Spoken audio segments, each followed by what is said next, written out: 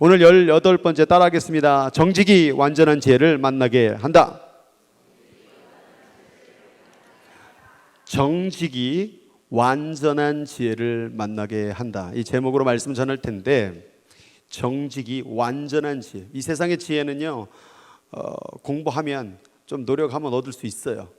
또 돌을 닦으면 얻을 수 있어요. 그러나 성경이 말하는 완전한 지혜, 누구죠? 하나님을 만나는 것은 정직이라는, 정직. 왜 그런지 오늘 말씀 속에서 함께 은혜를 나누기를 원합니다. 인터넷 신문에 보니까 이런 글이 있더라고요. 거짓말 경연대회가 있더라고요, 영국에. 그래서 누가 거짓말을 잘하나 여기에 참여할 수 없는 대상이 있더라고요. 정치인. 정치인은 절대 이 거짓말 경연대회에 참여할 수 없다, 뭐 이런 말이 있더라고요. 자, 어떤 거짓말이 있을까 보니까 뭐 이런 거예요. 저는 거미줄에 사람이 매달려 떨어지지 않는 것을 본 적이 있습니다. 에이, 거짓말. 그래서 거짓말 대회니까. 근데 이건 너무 수준 낮은 거짓말. 이건 별로 상을 받을 수가 없어요. 뭔가 사실에 기반한 거짓, 뭐 그런 게 있다고 하죠. 그래서 이런 거짓말. 두부를 먹다가 치아가 깨져서 병원에 다녀왔습니다. 거의 죽을 뻔했습니다. 두부를 먹다가 치아가 깨졌다. 뭔가 맞는 것 같으면서도 거짓말이라는 것이죠. 여러분, 이 대회에서 어떤 거짓말이 1등을 했을까요? 어떤 거짓말? 저 보고 한참 웃었습니다. 그 거짓말 대회의 1등! 두구두구두구두구. 전 태어나서 거짓말을 한 적이 없습니다. 이게 거짓말이라는 거예요. 단 한 번도, 저는 정직한 사람입니다. 한 번도 거짓말을 한 적이 없어요. 이게 1등을 했다고 합니다. 살아가면서 어느 누구나 거짓말을 하게 되지요. 거짓말을 안 할 수가 없더라고요. 그래서 거짓말을 교회 가운데들을 보면 많이 하더라고요. 제일 많이 하는 거짓말, 기도하겠습니다. 기도도 안 하면서 맨날 기도하겠습니다. 거짓말. 또 두 번째, 사랑하겠습니다. 아유, 정말 그냥 교회를 왜 와가지고만 사랑하겠습니다. 인사는 자꾸 시키죠, 저희가. 사랑합니다. 아이고 싫은데. 축복하겠습니다. 그것도 마음에 축복한 마음이 없고. 순종하겠습니다 하면서 순종 안 하죠. 다 거짓말이라는 거죠. 여보세요, 저는 약속 잘 지키는 사람입니다. 이것도 거짓말이라는 거죠. 살다 보면 약속도 어길 때가 있다라는 겁니다. 또 많이들 보는데 지쳤어요, 힘들어서요, 이 말 번아웃 됐어요. 이것도 거짓말이더라고요. 사실은 그거 하기 싫어서 그래요. 그 뭔가 마음에 안 드는 게 있어요. 그럼 제일 많이 하는 거짓말, 목사님 번아웃 됐어요. 왜냐하면 사실은 그 뭐 하는 그 가운데 뭐가 안 좋은 게 있는, 마음에 안 드는 게 있는 거예요. 그러니까 그 마음에 안 들다고 말하자니 그건 또 아닌 것 같고, 그러니까 지쳤어요라는 그걸로 거짓말을 한다고 합니다. 또 왜 교회 안 와요? 왜 열심히 안 해요? 그러면 거리가 멀어서요. 이것도 거짓말이래요. 사실은 교회가 거리가 먼 게 아니라 마음이 교회와 멀어진 거예요.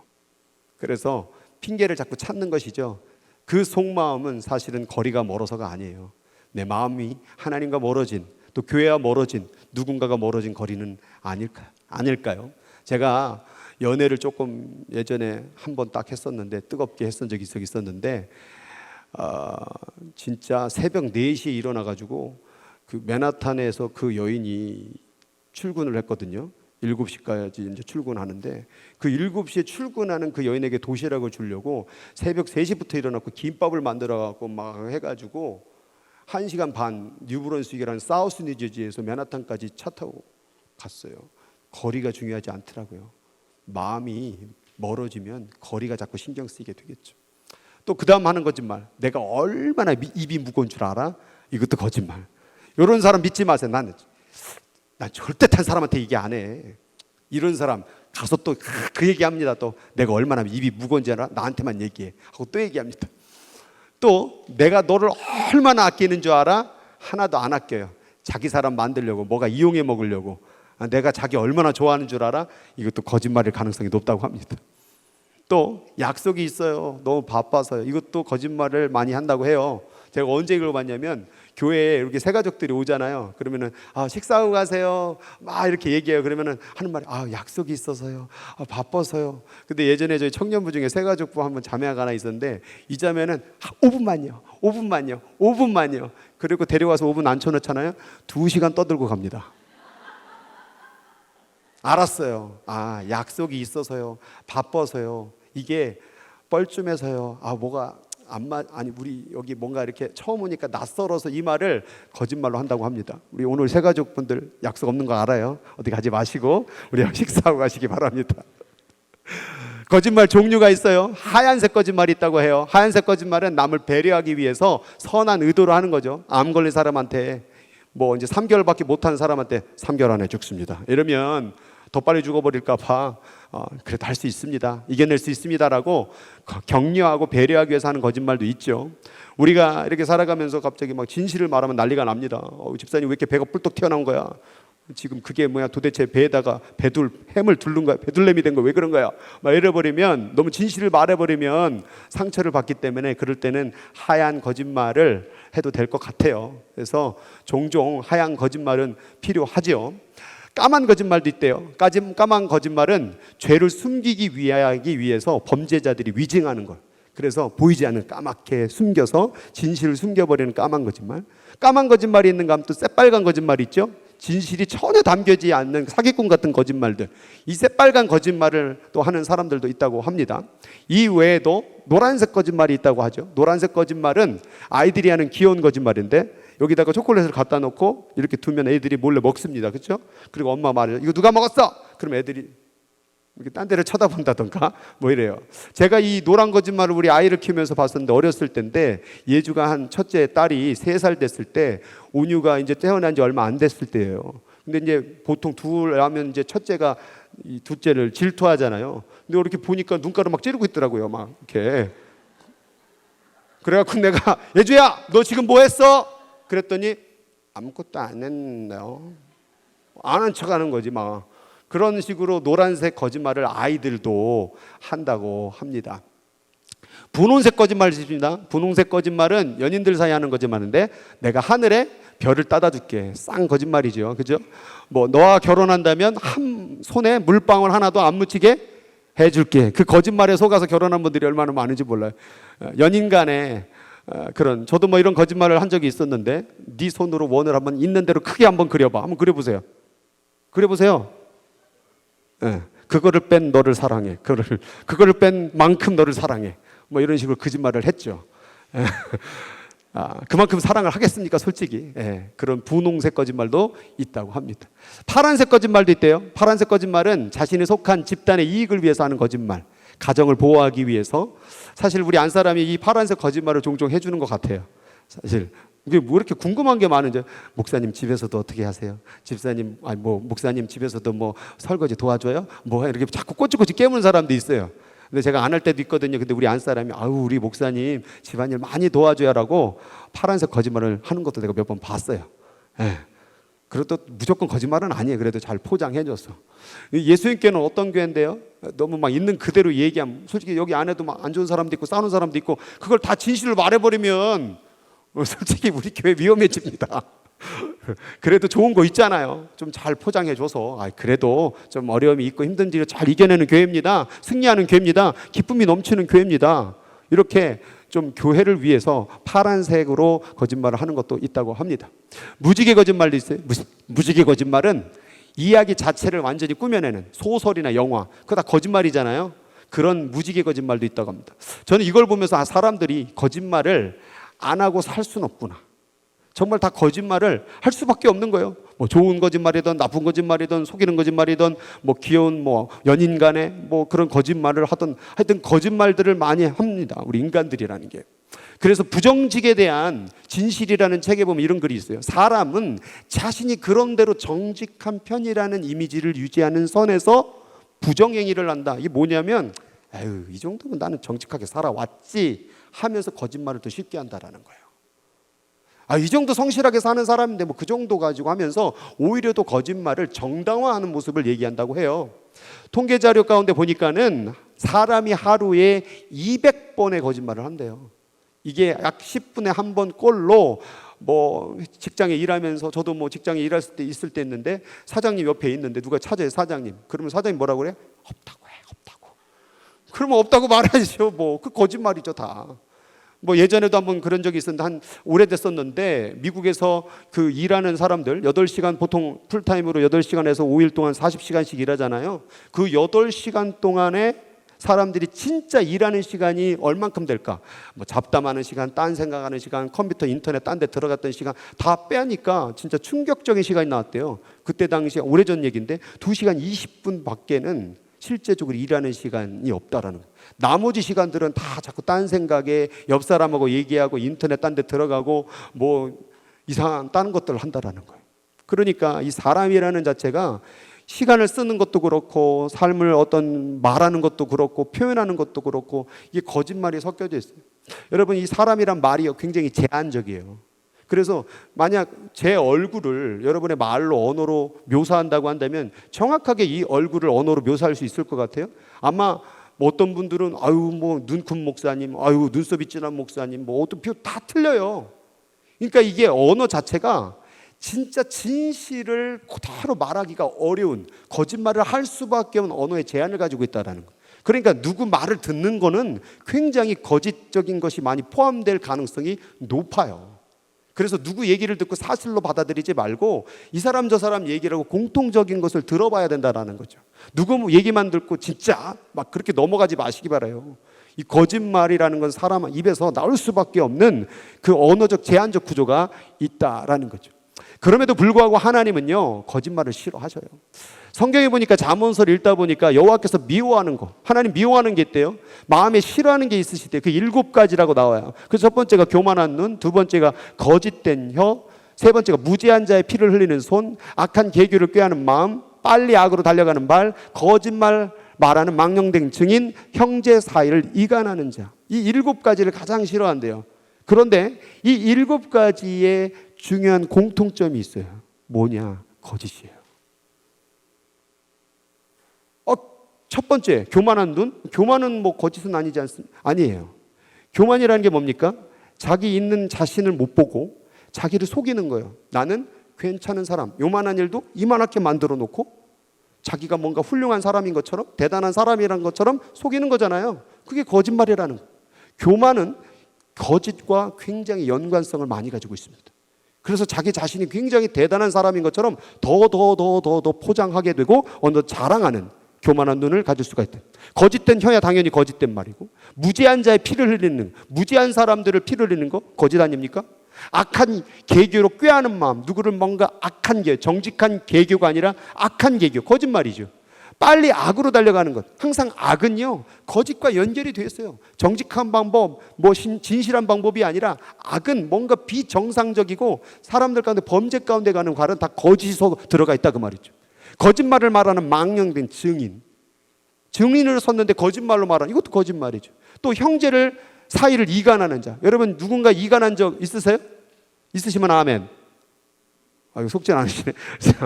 형제를 이간할 때도, 여러분 누군가를 이간할 때도 반드시 거기에 뻥이 들어가고 거짓말이 들어갑니다. 요만한 사실도 이만하게 얘기하고. 그러니까 여기에 공통적으로 들어간 게 뭐냐? 거짓이라고 한다면 하나님이 싫어하는 게 뭐겠습니까? 거짓이에요. 하나님은 성품 자체가 정직이고 진실하신 분이기 때문에 거짓으로 대하는, 거짓으로 예배드리고 거짓으로 말하고 거짓으로 살아가는 것을 하나님은 기뻐하지 않는다란 말이에요. 그렇다고 한다면 우리가 거짓을 멀리 해야 되지 않겠습니까? 거짓이 그럼 어디서부터 왔느냐? 예수님 말해요. 요한복음 8장 44절에 너희는 너희 아비, 우리의 아비가 누구래요? 마귀. 사실 근본적으로 우리의 아담과 하와가 죄를 지은 이후부터는 이제는 우리의 아비가 마귀가 돼버린 거예요. 그러니까 너희 아비의 욕심대로 너희도 행하고자 하느니라. 그는 처음부터 살인한 자요, 진리가 그 속에 없으므로 진리가 서지 못하고 거짓을 말할 때마다 제것, 이 제것이라는 영어에 보니까 He speaks from his own nature, 본성으로 거짓을 늘 말한다라는 거예요. 그가 거짓말쟁이, 거짓의 아비가 되었습니다.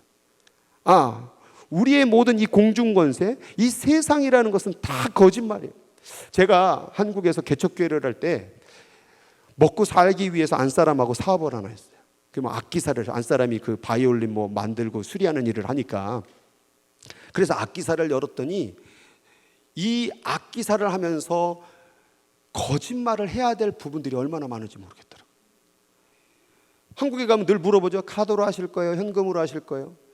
현금으로 하면은 그 얘기는 왜 하는 거예요? 세금을 안 나겠다라는 거예요. 근데 세금을 안 나게 되면 그 뭐 거짓이잖아요.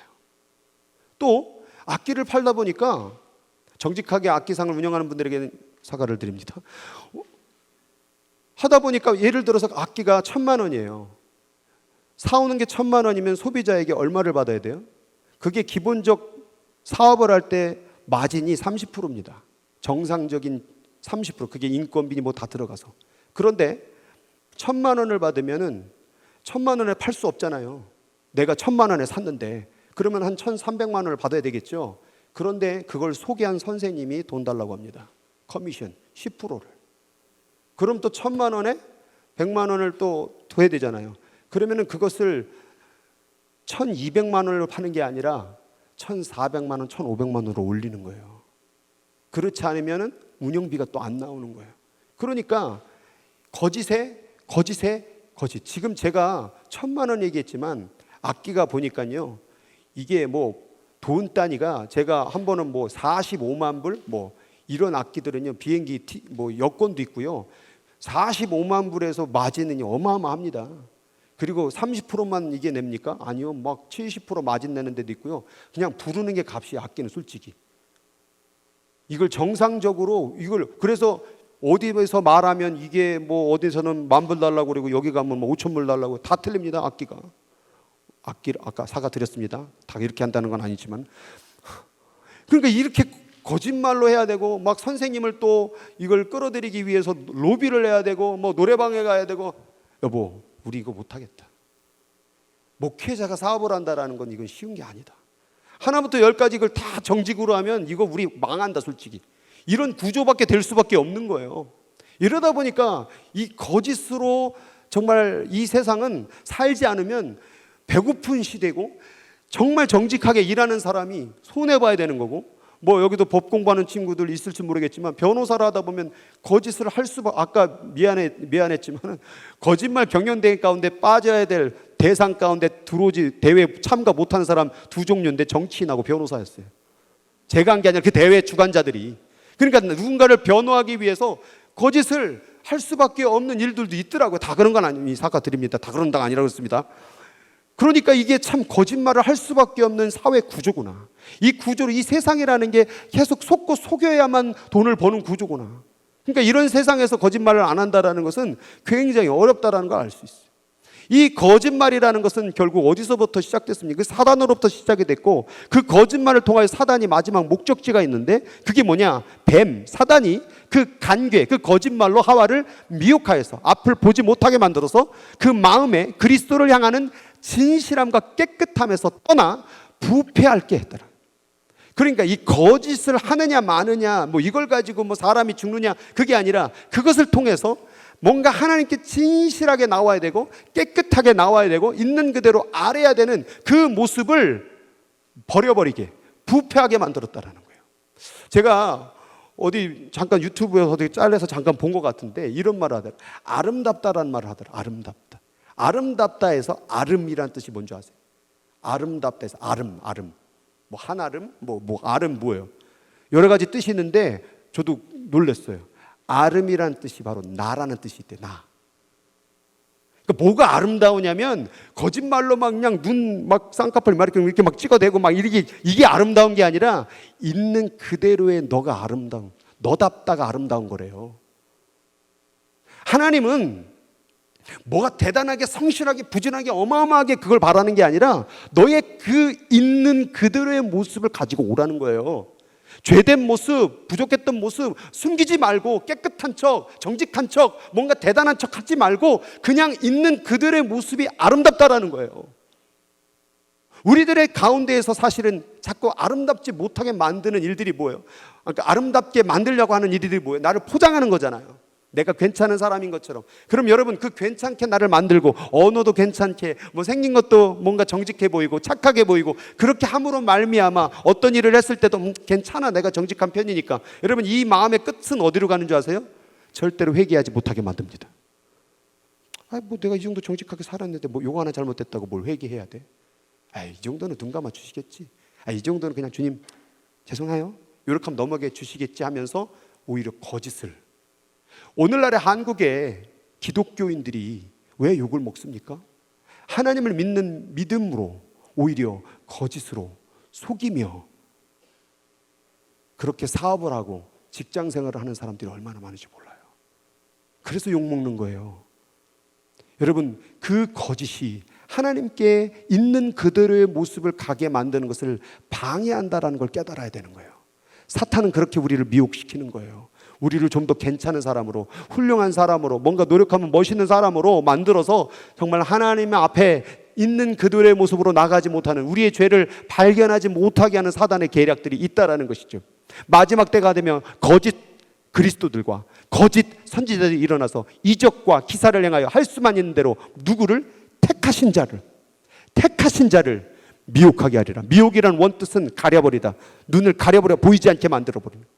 그러니까 이게 거짓이요, 거짓말인 줄 알고 거짓을 행하는 것보다 이게 거짓말인 것을 거짓말이 아닌 것처럼, 여러분, 사탄은 절대로 죄책감을 느끼기 위해서 죄를 짓지 않게 합니다.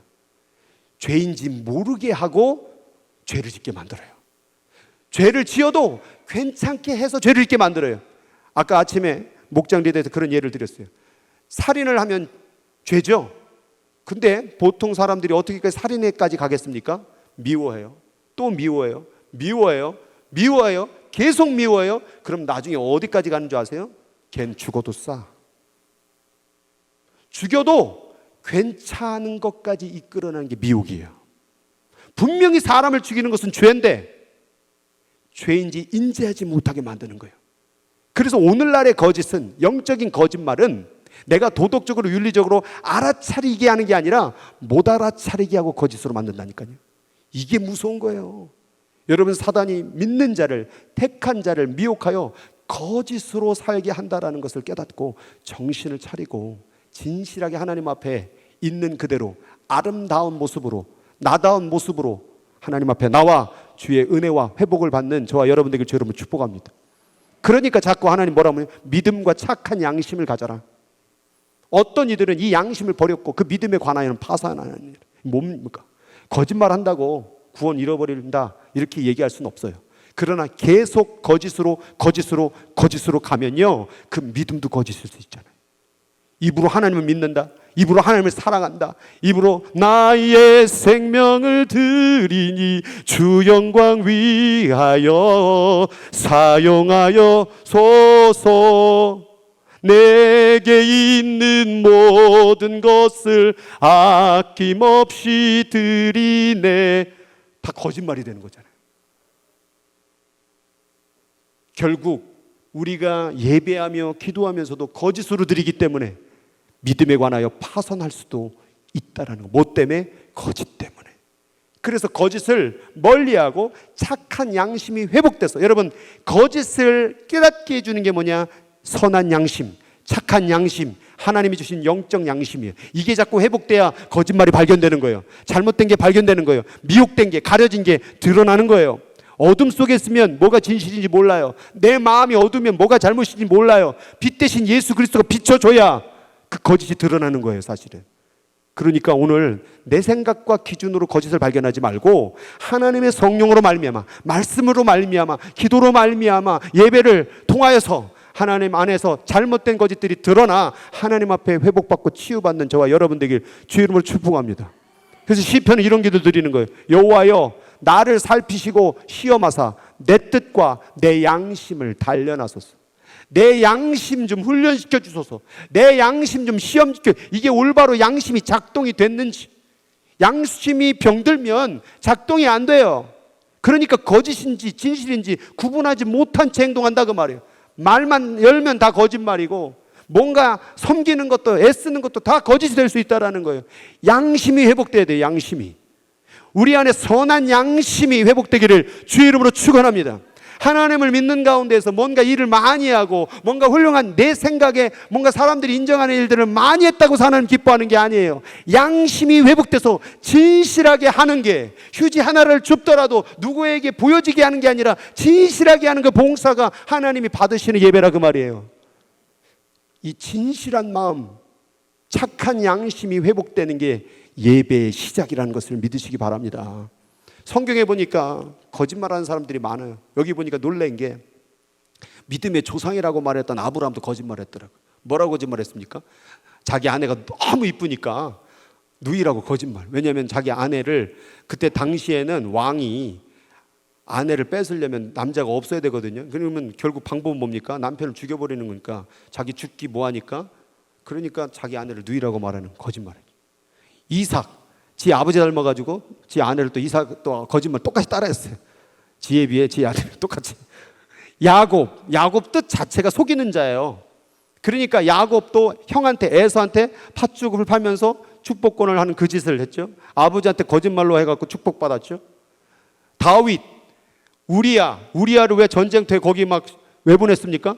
속은 전쟁을 막으려고 한 게 아니라 우리야를 죽이려고 전쟁을 보냈죠. 거짓말이죠.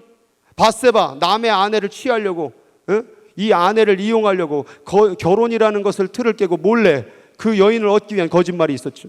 베드로, 예수님 절대 모른다고 거짓말 3번 했죠. 베드로만 했어요? 제자들도 했어요. 그리고 밑에 아간, 하나님의 것을 몰래 훔쳐가지고 그 거짓을 행동으로 했던 아간 기억하시죠? 발람도 하나님께서 말씀하신 대로 전하지 않고 거짓말로 축복하고 거짓말로 행동했죠. 나중에 여호수아 13장 22절에 보면 발람 선지자가 점쟁이 발람 이렇게 나와요. 그러니까 거짓말로 했을 때 이 인생의 신분이 바뀌었죠. 하나냐라는 선지자가 있어요. 예레미야 시작 가운데 예레미야가 너희들 회개하지 아니하면 하나님께서 이 이스라엘을 멸망시키리라. 그랬더니 하나냐가 뭐라고 말합니까? 절대 하나님 그런 분 아니라고. 하나님 우리 나라를 잘 되게 할 거라고, 거짓말로 평안을 구하고 거짓말로 우리 도시 잘 될 거라고 했다가 죽었죠. 가룟 유다 예수님을 속여가지고 팔아먹었죠. 또 아나니아 삽비라 하나님께 드려야 될 예물을 이게 다 너의 전부냐? 저의 전부를 다 바칩니다라고 말하니까 전부 다 드리라고 한 적도 없어. 지가 가지고 와서 이게 다 전부를 드렸습니다. 자기를 드러내려고 하다가 이게 전부냐? 예, 전부 다 드렸습니다. 근데 반은 안 드렸거든요. 하나님 다 드리라고 한 적도 없는데 왜 굳이 사서 반이나 드리면서 거짓말, 차라리 반입니다라고 말하면 하나님 인정받고 축복해 주지만 뭐해서? 거짓말을 해서. 여러분, 근데 제가 위에 파란색과 빨간색을 나눠놨어요. 왜 나눠놨을까요? 여러분, 위에 아브라함, 이삭, 야곱, 다윗, 베드로는요 거짓말을 했지만 결국 거짓말로 망하지 않고 오히려 역전이 되어 인생이 바뀌어졌습니다. 더 회개하고 더 하나님께 나아가서. 그런데 밑에 있는 빨간색에 있는 이름들은요 그 거짓으로 인해서 인생이 망해져 버렸다는 거예요. 그러면 어떨 때에 우리는 거짓말을 해도 살아남을 것이고 어떨 때는 거짓말을 해도 망할 것인가? 그거는 저는 여러분들에게 말하고 싶진 않아요. 그 내면과 속의 그 모든 것들을 하나님의 판단을 제가 어찌할리요. 그러나 제가 오늘 여러분들에게 말하고 싶은 바가 있어요. 거짓말을 해서 용서를 받아 회복될 수도 있고 거짓말 하나로도 인생이 망할 수도 있음을 오늘 얘기하고 있는 거예요. 기준이 뭔지는 모르겠지만 거짓말을 우습게 보다가 아간과 발람과 하나냐 가룟 유다처럼 망할 수도 있어요. 그런데 우리는 막연하게 우리가 아브라함처럼 이삭처럼 야곱처럼 다윗처럼 다 용서함 받고 다 회복될 거라는 그런 막연한 마음을 가지고 있다는 거예요. 그러니까 더 거짓말을, 베드로도 거짓말했는데, 여러분 그 내면에 얼마나 하나님께 다시 돌아오고자 하는 회복과 회개의 눈물이 있었는지는 모릅니다, 아무도. 그러나 하나님이 무엇을 보셨는지 모르겠지만 그 거짓을 용서하시고 회복시켜 주셨다고 한다면 단순히 거짓말을 바라볼 때 가만히 있어서 용서함 받는다는 얘기는 아니겠지요. 뭔가 하나님께 돌아와 그 고백을 드리며 회개를 해야 될 시간이 있지 않겠습니까? 오늘 거짓말 하나로도 무너질 수 있다라는 생각을 한다면 내 자신을 다시 한번 살펴보고 하나님 앞에 진실하게 예배드리고 신앙생활하는 저와 여러분들 주의 이름으로 축복합니다. 그러면 이 거짓말을 어떻게 해결할 수 있을까? 이걸 해결하려고 하니까 안 돼요. 아무리 해결하려고 해도 안 돼요, 거짓말을. 내 힘으로 안 돼요. 이게 살아가면서 200번의 거짓말을 할 수밖에 없는 인간인데, 또 사회적으로 구조적으로 거짓말을 할 수밖에 없는, 또 거짓말을 강요하는 그런 세상 가운데 살고 있는데, 그런데 오늘 저는 이 삭개오의 얘기를 통해서 거짓말을 해결할 수 있는 방법을 배웠어요. 뭡니까? 삭개오가 주님을 만났어요. 그리고 말합니다. 주여 보시옵소서, 내 소유의 절반을 가난한 자들에게 주겠으며 만일 누구의 것을 속여 빼앗은 일이 있으면 4배나 갚겠나이다 라고 말을 해요. 여러분, 왜 삭개오가 이런 고백을 드리는 걸까요? 이것은 단 한 가지 이유밖에 없어요. 삭개오가 주님을 만났기 때문에 그래요. 빛 대신 주님을 만나면요, 거짓이 드러납니다. 주님이 내 안에 들어오면요, 거짓이 머물 수가 없습니다.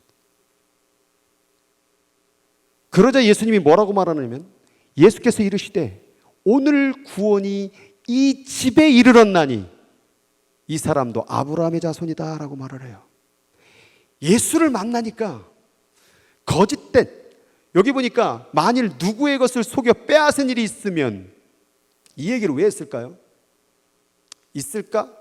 얼마나 거짓말을 했는지도 지도 못할 만큼 많은 거예요.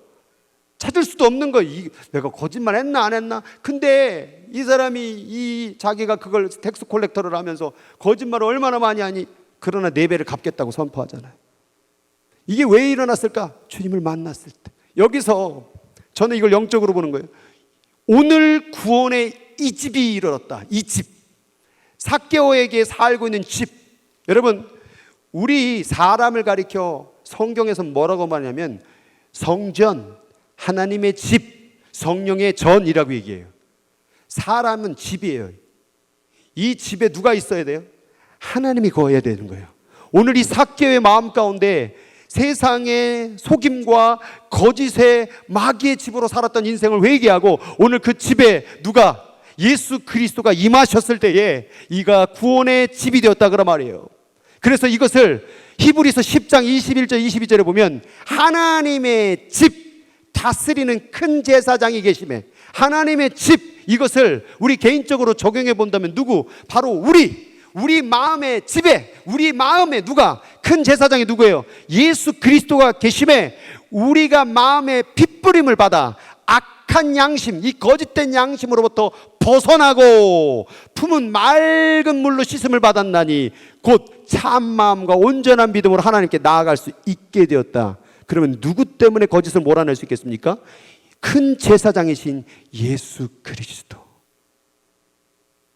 예배를 많이 드리고 헌신을 많이 하고 뭔가 사람들이 보기에 칭찬을 많이 받는 것이 이 거짓을 벗어날 수 있는 길이 아니라 내 마음 안에 예수 그리스도가 들어오셔야 된다는 거예요. 이게 다른 사람이 그냥 아멘 하니까 되는 게 아니라 한번 묻고 싶어요. 예수님이, 예수 그리스도가 여러분의 마음 안에 있습니까? 이것은 하나님과 나가 알아요. 다른 사람은 몰라요.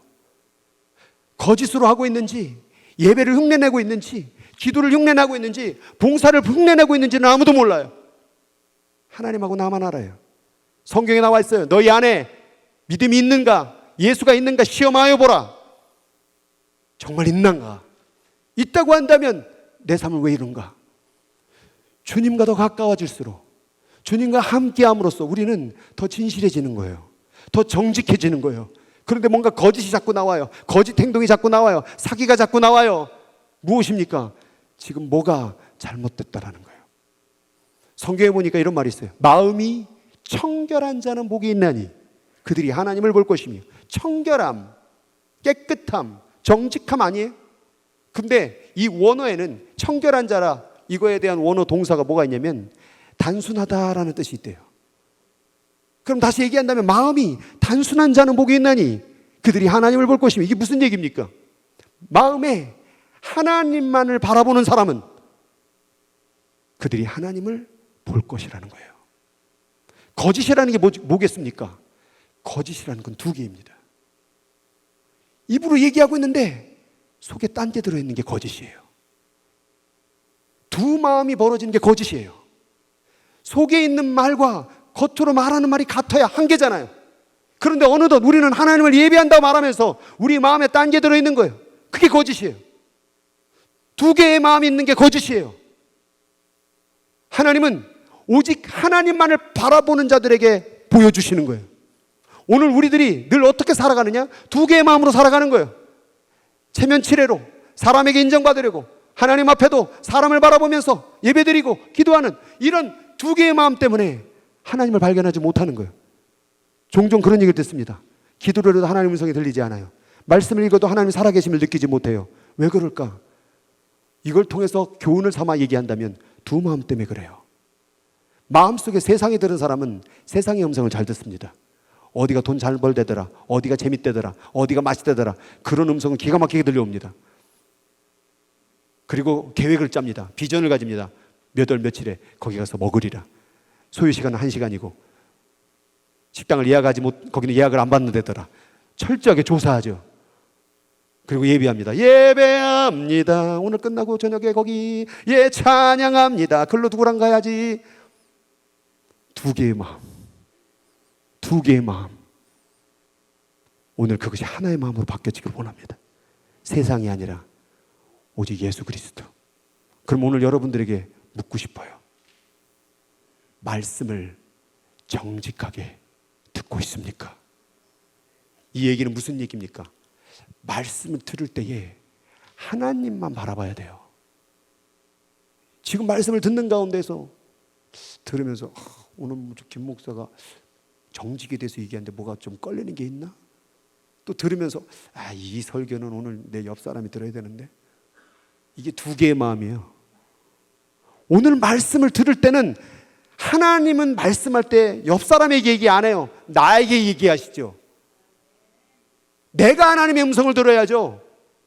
그러면 정직하게 하나님의 말씀을 듣는 게 뭐냐면 오늘 이 말씀을 통해서 옆 사람이 아니라 내가 하나님 앞에 들어야 될 말씀이 무엇이냐 이 말이에요. 이걸 깨닫지 못한다면 내가 지금 정직하게 하나님만 바라보며 말씀을 듣는 게 아니라는 거예요.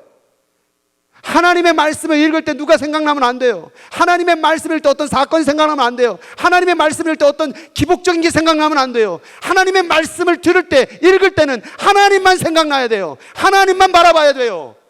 하나님만 바라보고 예배드려야 된다 그 말이에요.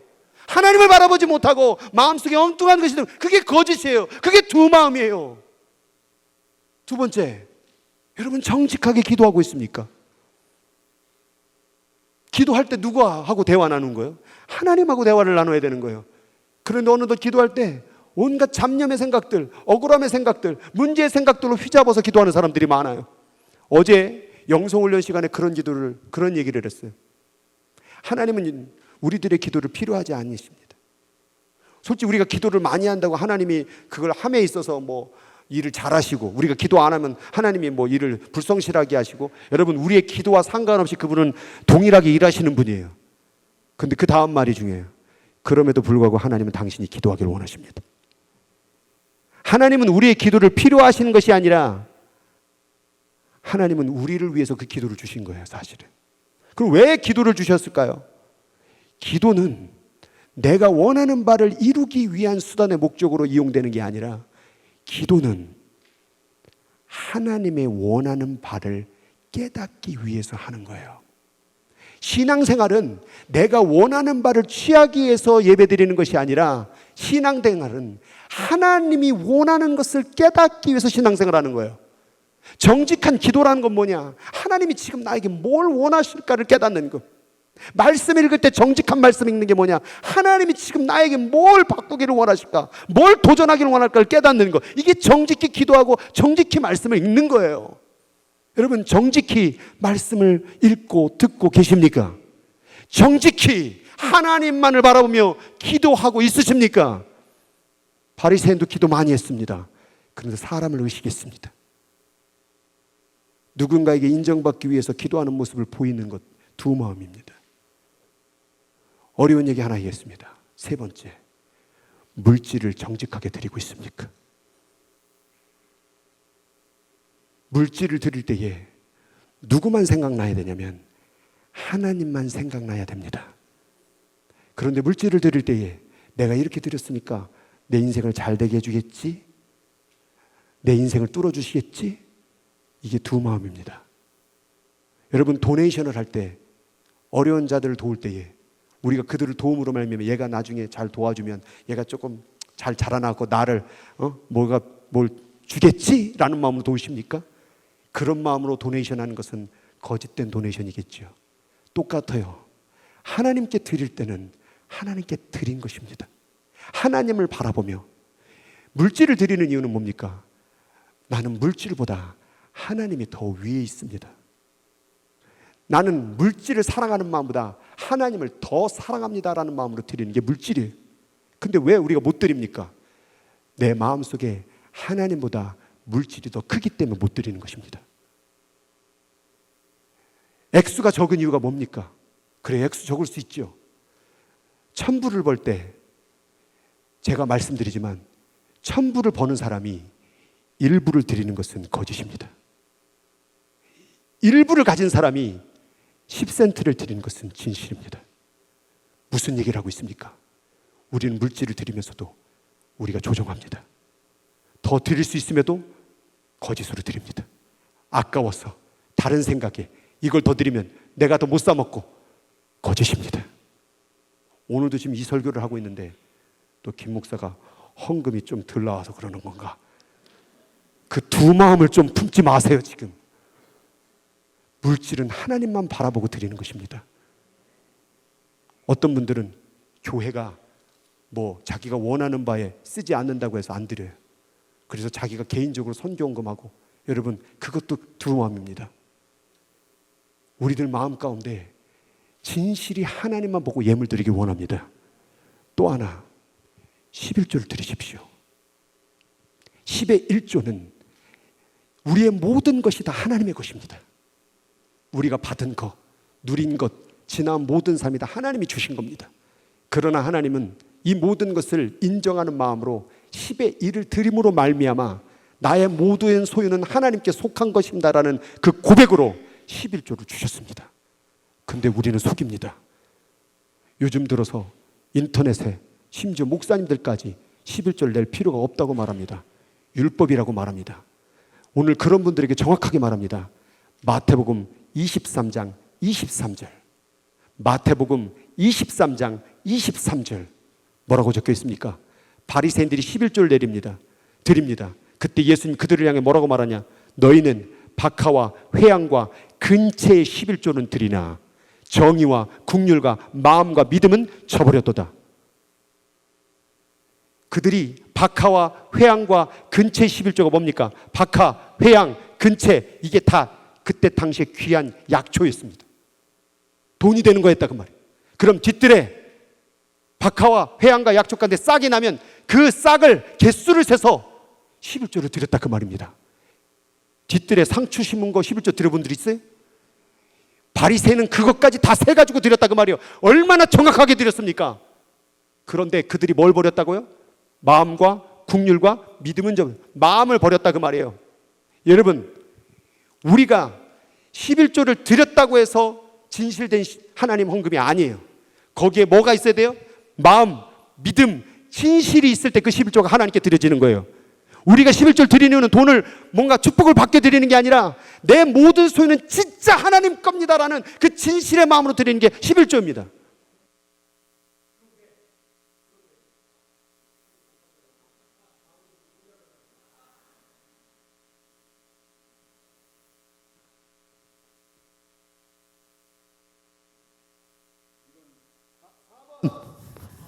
(4번) 진짜 어마어마하게 요거 지금 영적인 소리 할 때 있는 거 보세요. 정신 똑바로 차리세요 여러분. 요즘에 또 신종 사기 헌금 드리는 자들이 있더라고. 11조의 헌금을 선교 헌금으로 드리더라고. 이것도 거짓말. 자기 선교 헌금 내는 건 내고 하나님의 고백을 안 드리는 거짓말. 이러니 하나님 안에 어떠한 복을 누릴 수 있겠습니까? 하나님이 원하는 것은 진실입니다. 하나님이 원하는 것은 정직입니다.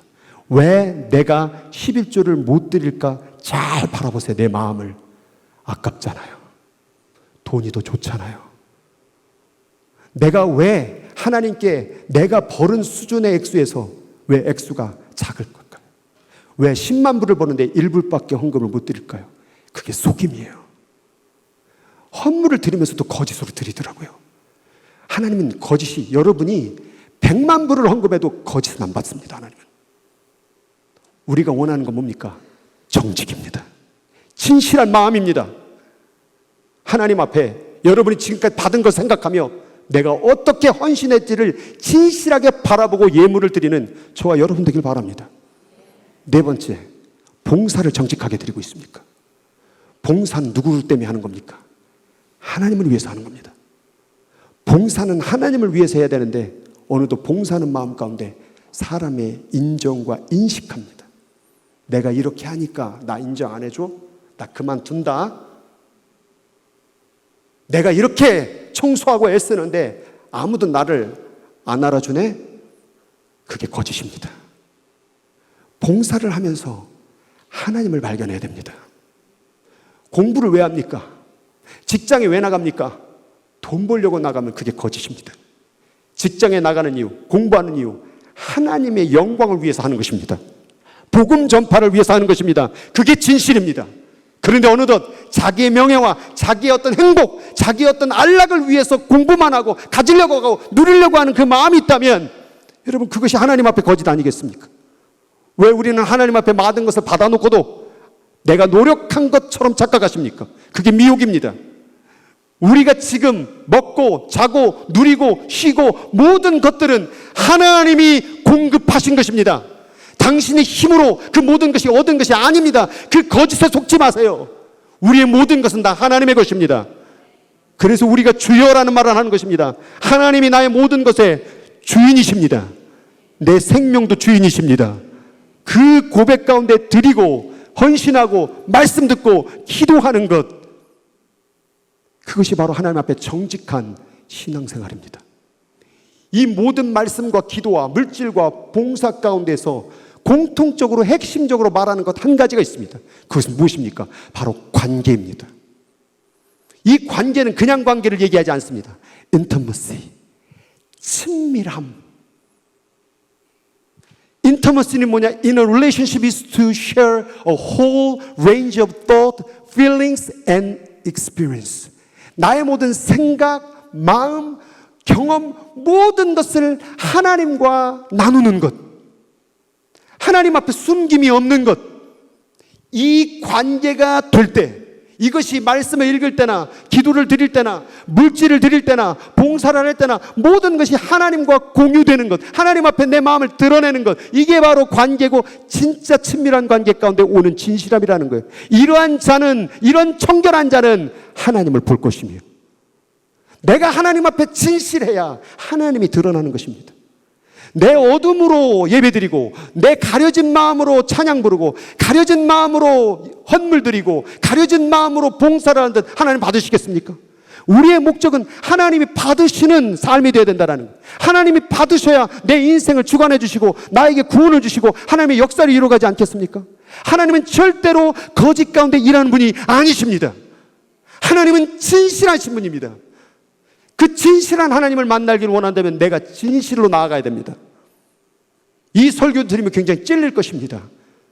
찌르는 것입니다. 찔리심 받으시고 회개하시고 다시 한번 진짜 신앙생활을 시작하시길 바랍니다. 거짓으로 100만 번의 예배를 드려도 그것은 시간 낭비입니다. 거짓으로 100만 불의 헌금을 드려도 그 헌금은 거짓입니다. $1를 드려도 내 진실한 마음으로 드리는 그 헌금과 봉사와 헌신이 하나님이 받으시는 예배입니다. 마음이 중요하다고 형식을 버리지도 마세요. 아까 말했던 마태복음 23장 23절 11조는 구약에서 끝났다고 말하는 분들이요, 거기 마지막에 이렇게 되어 있습니다. 너희가 박하와 회양과 근체 11조를 드리나 국률과 마음과 믿음은 저버렸도다. 그러나 이것도 버리지 말고 저것도 버리지 말지어다. 내용이 중요하다고 형식을 내버리지 마세요. 형식이 중요하다고 내용을 버리지 마세요. 형식과 내용을 둘 다 잡아야 됩니다. 믿음이 중요하다고 행함을 버리지 마세요. 행함이 중요하다고 믿음을 무시하지 마세요. 한 신학 교수가 그런 말을 했습니다. 성경에 믿음과 행함이 충돌되고 상충될 때는 어느 하나를 취하려고 하지 말고 2가지를 다 잡아라. 사람들은 한쪽으로 치우칩니다. 행함이 부족한 사람은 믿음이 부족한 사람은 행함이 둘 다 동일하게 중요하다고 성경에 말씀하고 있다는 거예요. 행함과 믿음을 분리하지 마세요. 말씀을 읽고 기도하고 봉헌하고 내용이 주시다고 이걸 무시하지 마세요. 이것도 버리지 말고 저것도 버리지 말지어다. 11조는 구약이다. 여러분, 이것도 버리지 말고 저것도 버리지 마세요. 그 11조의 근본 정신은 무엇이냐? 모든 것이 하나님의 것입니다. 그거를 진짜 믿고 인정하는 사람은 정직하게 드리는 것이고, 그게 안 믿어지는 사람은 어디로 자꾸 속이고 빼고 돌리고, 그리고 나는 선경금 했으니까, 나는 도네이션 많이 하니까 난 덜 해도 된다라는 식으로 타협하고 계속 거짓 헌금을 드리게 되겠죠. 그러면 하나님 기뻐하지 않잖아요. 저는 오늘 이 말을 드리는 것은 진짜로 진심으로 정말 여러분이 하나님 앞에 정직하고 청결하게 신앙생활해서 여러분의 인생 가운데 하나님이 보여지는 역사가 있기를 위해서 말씀을 드리는 것입니다. 마음이 청결한 자는, 마음이 단순하여 하나님만을 바라보며 예배하고 기도하고 예물 드리고 봉사하는 자는 하나님을 볼 것이며, 오늘 정직이 완전한 지혜를 만나게 한다. 이 하나님만을 바라보는 그 마음이 가진 자만이 그 완전한 지혜이신 하나님을 만나게 될 줄로 믿습니다. 기왕 드리는 예배, 기왕 드리는 기도, 여기까지 나와서 드리는 예물 속에 거짓 담아 드리지 마시고 진실하게 드려 하나님이 기뻐하는 귀한 인생 되기를 주님의 이름으로 축원드립니다. 우리 찬양 같이 하겠습니다. 우리 다 같이 일어서겠습니다.